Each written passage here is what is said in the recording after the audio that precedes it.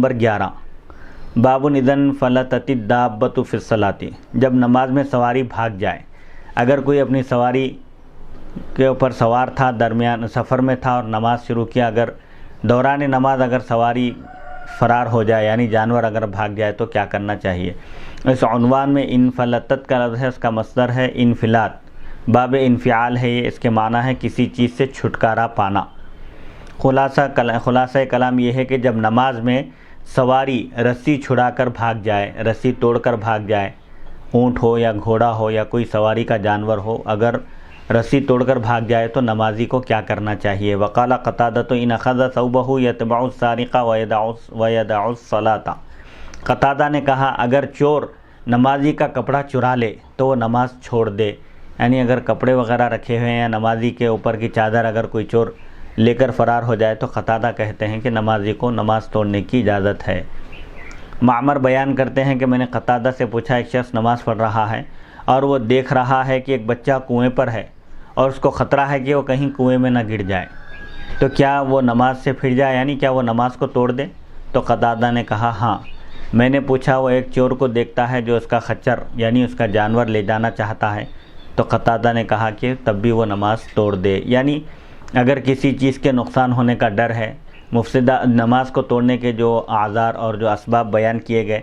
کہ اگر کوئی نابینا ہے اور چل رہا ہے، سامنے کنواں ہے یا کوئی گڑھا ہے جس میں اس کے گر جانے کا ڈر ہے اور کوئی نماز پڑھ رہا ہے، تو اس کو حکم یہ ہے کہ وہ نماز توڑ کر اس کی رہنمائی کرے، اس کو بچا لے. بہرحال اگر ایسی سخت ضرورت پیش آ جائے جس میں مجبوراً نماز توڑنا پڑے تو اس میں نماز توڑنے کی شرعاً اجازت ہے. حدیث نمبر 1211 حدثنا آدم قال حدثنا شعبۃ قال حدثنا الازرق بن قیس قال كنا بالاهواز نقاتل الحروریۃ فبینا انا على جروف النهر اذا رجل يصلي واذا لجام دابته بيده فجعلت الدابة تنازعه وجعل يتبعها. قال شعبة هو ابو برزة الاسلمي فجعل رجل من الخوارج يقول اللهم افعل بهذا الشيخ فلما انصرف الشيخ قال اني سمعت قولكم واني غزوت مع رسول الله صلى الله عليه وسلم 6 غزوات او 7 غزوات او 8 وشهدت تيسيره واني ان كنت اراجع مع دابتي احب الي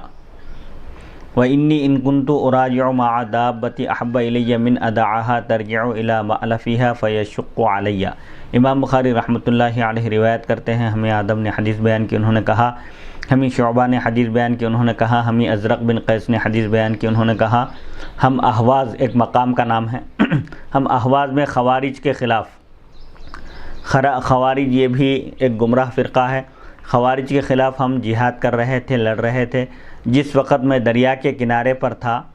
اس وقت ایک شخص نماز پڑھ رہے تھے اور ان کی سواری کی لگام ان کے ہاتھ میں تھی. یہ راوی بیان کرتے ہیں کہ میں جس وقت دریا کے کنارے تھا. ایک سوال یہ ہے مفتی صاحب، میرا معافی چاہتا ہوں، اب یہاں پر یہ جو گمراہ فرقے کا جو لفظ آیا، خوارج گمراہ فرقہ ہے بولا، تو اس کا مطلب یہ ہے کہ گمراہ فرقوں سے بھی جہاد کیا جا سکتا ہے جی، یعنی صرف کافر ہی بول کر نہیں بلکہ گمراہ فرقوں سے بھی جہاد کیا جا سکتا ہے. کیونکہ جہاد کی ایک تو قسم، یا پھر خارجی کو جو ہے بعض لوگ کافر بھی کہے ہیں. اگر قرآن مجید کی صریح آیتوں کا انکار کرتے ہیں تو ظاہر بات ہے کافر ہیں. تو یہ خوارج بھی حضرت علی رضی اللہ عنہ کے زمانے میں لوگ رونما ہوئے تھے، نکلا تھا یہ فرقہ، حضرت علی رضی اللہ عنہ نے ان سے جہاد کیا. تو جہاد کی 2 قسمیں ہیں، ایک تلوار سے جہاد کرنا ہے اور ایک قلم سے جہاد ہے. جو دشمنان اسلام گمراہ فرقوں سے اسلام کے خلاف اور اہل سنت و جماعت کے خلاف جتنے بھی فرقے ہیں جو بنیادی عقائد سے ٹکراتے ہیں، ان سے قلمی جہاد کا حکم حضور صلی اللہ علیہ وسلم نے فرمایا ہے. حضرت حسان بن ثابت رضی اللہ عنہ بھی وقتاً فوقتاً اشعار کے ذریعے دشمنان اسلام کا جواب دیا کرتے تھے. بلکہ جو ہے جامع انواریہ کے زیر اہتمام سنن ابن ماجہ کی جو ریکارڈنگ ہوئی ہے ہماری الحمدللہ مکمل ہوئی، تو اس میں کیونکہ 1000 حدیث اس کی ریکارڈنگ آپ بھی اس میں حصہ 1000 حدیث کروائے، اور اس میں مولانا شرف الدین آپ کے چھوٹے بھائی صاحب بھی جو ہے 1000 احادیث مبارکہ ریکارڈنگ کروائی ہیں. اس میں مولانا شرف الدین صاحب یہ بیان کرتے ہیں امام ابن ماجہ رحمۃ اللہ علیہ جو یعنی وہ ابن ماجہ شریف شروع ہونے سے پہلے جو مقدمہ باندھتے ہیں دیکھیے، تو مقدمے میں یا پھر ابن ماجہ شریف کی احادیث میں بہرحال ابن ماجہ سے یہ بات بیان کیے ہیں کہ خوارج یہ وہ لوگ ہیں، یہ ایسے ہیں جیسا लोग तीर से जैसा कमान निकल जाती है, ये ईमान से दीन से ऐसे निकले हुए हैं। इन्हें तुम जहाँ कहीं पाओ कत्ल करो बोल के जी ये रिवायत में आया है, खास तौर पे खवारिज के ताल्लुक से बड़ा खवारिज के ताल्लुक से ऐसे अल्फाज आए हैं। खैर अब उसका बैकग्राउंड क्या है, पस मंजर क्या है, वो तो पूरा सुनना पड़ेगा। जो मेरे को याद था वो मैं अर्ज कर दिया जी। तो इसका मतलब ये है कि वो ईमान से निकल चुके, मतलब काफिर ही हैं। काफिर ही हैं। तो फिर जब वो काफिर ही हैं तो फिर गुमराह का लफ्ज यहाँ पर क्यों इस्तेमाल किया गया? तो सीधा सीधा बोल सकते थे वो लोग काफिर है बिल्कुल। हाँ, तो यहाँ पर खवारिज का इस्तेमाल किए हैं कि फजाला रजुलुम मिनल खवारिज, खारिजी फ़िरक़े का एक शख्स। खारिजियों से भी जो जंग हुई है, जो जितने फ़िरक़े हैं गुमराह, उनमें बाज़ की गुमराही कुफ्र की हद तक पहुँची हुई है और बाज़ की गुमराही कुफ्र की हद तक पहुँची हुई नहीं है। तो जिनके अक़ायद कुफ्र की हद तक पहुँचे हुए हैं उनको काफिर करार दिया जाएगा। जैसे कादियानी हैं, मुत्तफ़िक़ा तौर पर सबके पास ये काफिर हैं, पूरे तमाम मकातिब फ़िक्र के पास कादियानी काफिर हैं, क्योंकि वो लोग बुनियादी अक़ीदा ख़त्म नबूवत का इनकार करते हैं, कुरान मजीद की सरीह आयत का इनकार करते हैं। ख़वारिज ये भी काफिर हैं। तो एक खारिजी शख्स ने जब देखा कि हज़रत अबू बरज़ा अस्लमी रज़ियल्लाहु अन्हु ख़वारिज के ख़िलाफ़ जिहाद में आप शरीक थे, जिस वक़्त ये रावी कहते हैं मैं दरिया के किनारे पर था, उस वक़्त एक शख्स नमाज़ पढ़ रहे थे और उनकी सवारी की लगाम उनके हाथ में थी, वो अपने हाथ में सवारी की लगाम पकड़कर नमाज अदा कर रहे थे। सवारी उनसे भाग रही थी, यानी ये सवारी को रोकने की कोशिश कर रहे थे और वो सवारी फ़रार होना चाहती थी और वो सवारी का पीछा कर रहे थे। शोबा ने कहा वो शख्स कौन थे? वो हज़रत अबू बरज़ा अस्लमी रज़ियल्लाहु अन्हु थे, सहाबी रसूल थे। तो ख़वारिज में से एक शख्स ने उनको देखकर कहा ऐ अल्लाह इस बूढ़े के साथ ऐसा कर, यानी उसने इनका मजाक उड़ाया। जब वो सहाबी नमाज से फ़ारिग हुए तो उन्होंने कहा मैंने तुम्हारी बात सुन ली है, यानी तुमने मेरे बारे में जो कहा मैंने सुन लिया है और मैं रसूलुल्लाह सल्लल्लाहु अलैहि वसल्लम के साथ 6 या 7 या 8 जंगों में शरीक रहा और आप सल्लल्लाहु अलैहि वसल्लम की दी हुई आसानी और सहूलत में मैं भी हाजिर था। यानी हुज़ूर सल्लल्लाहु अलैहि वसल्लम हमेशा तयसीर, आसानी का, सहूलत का मामला फरमाते थे। इबादात में भी आप सल्लल्लाहु अलैहि वसल्लम सहूलत अता फरमाते थे और मैं अपनी सवारी के साथ वापस जाऊं, ये मुझको इससे ज़्यादा पसंद है कि मैं अपनी सवारी को छोड़कर जाऊं। ये अपनी चरागाह में चरती फिरे, ये मुझ पर दुश्वार है। यानी मैं अपनी सवारी की मैं हिफाजत करूंगा और अपनी सवारी को मैं नहीं खोऊंगा। हुज़ूर सल्लल्लाहु अलैहि वसल्लम के साथ मैं जंगों में शरीक रहा, आप सल्लल्लाहु अलैहि वसल्लम ने इतनी आसानी और सहूलत दी। दीन आसान है, अद्दीनु युस्रुन, दीन बहुत आसान है, दीन में कोई तंगी नहीं है, कोई मुश्किल नहीं है। इबादात हो या मुआमलात हो या कोई भी अमल हो, दीन इस्लाम ने तमाम लोगों का पूरा लिहाज रखा है और कोई सख्ती और कोई मुश्किल लोगों के लिए दीन इस्लाम ने नहीं रखी, बल्कि आसानी के साथ अपने अमाल को अंजाम देने की शरीयत ने तलक़ीन की है और हिदायत दी है। इस हदीस शरीफ के रावी हैं आदम बिन अबी इयास, नंबर 2 शोबा बिन हज्जाज, नंबर 3 अज़रक़ बिन क़ैस हारिसी बसरी, नंबर 4 हज़रत अबू बरज़ा अस्लमी रज़ियल्लाहु अन्हु। आपका नाम नज़ला बिन उबैद है, ये क़दीमुल इस्लाम है, यानी इब्तिदाई में इन्होंने इस्लाम कबूल किया या बसरा चले गए थे और नेशापुर में आपका इंतकाल हुआ। एक रिवायत ये है कि सिजिस्तान और हिरात के दरमियान जंगल में आपका इंतकाल हुआ था। खलीफा बिन खय्यात मुअल्लिफ ने कहा ये 64 हिजरी में खुरासान में इंतकाल किए।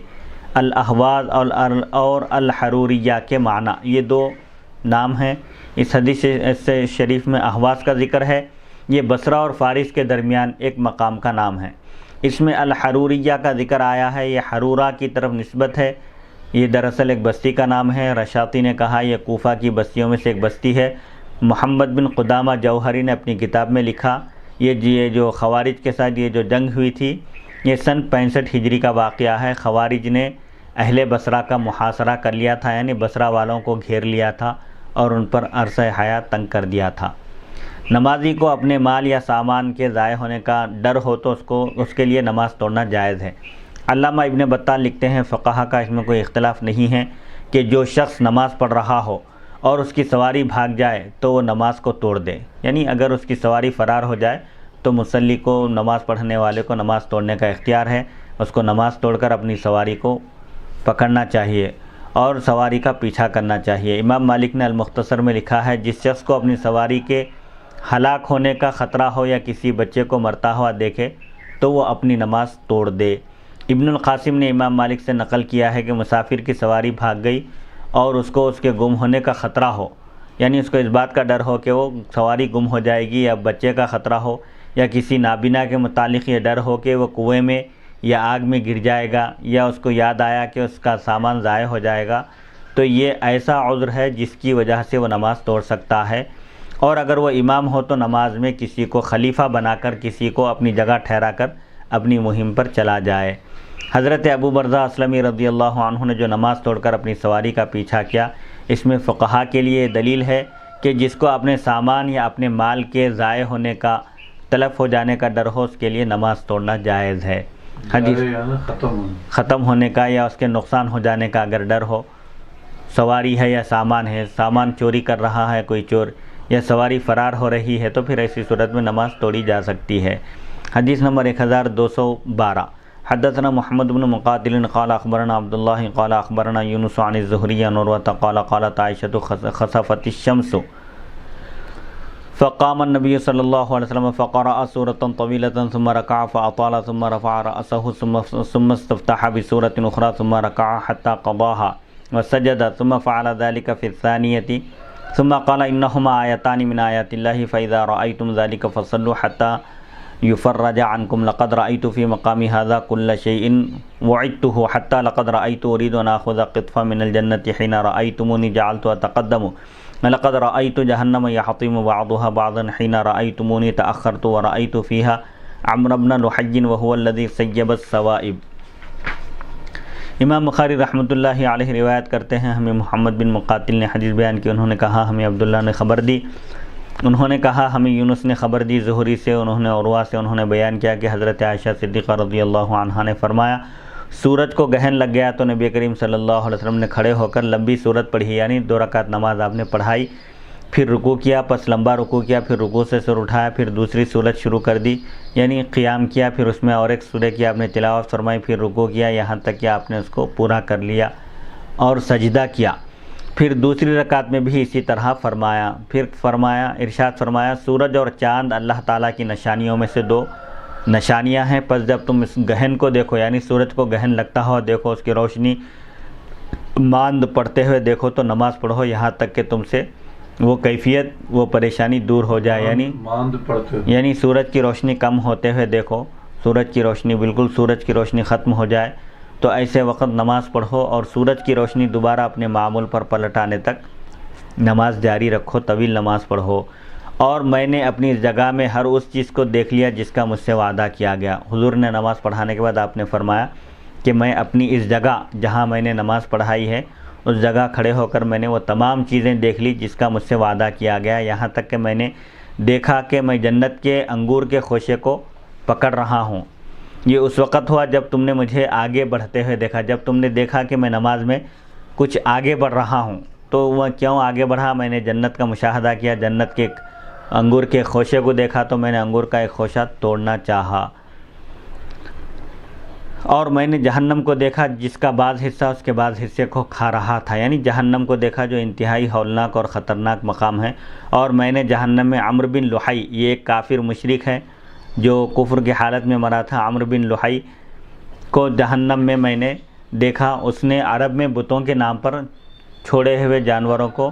حرام قرار دینے والی رسم نکالی تھی۔ عمرو بن لحی وہی شخص ہے جس نے سب سے پہلے عرب میں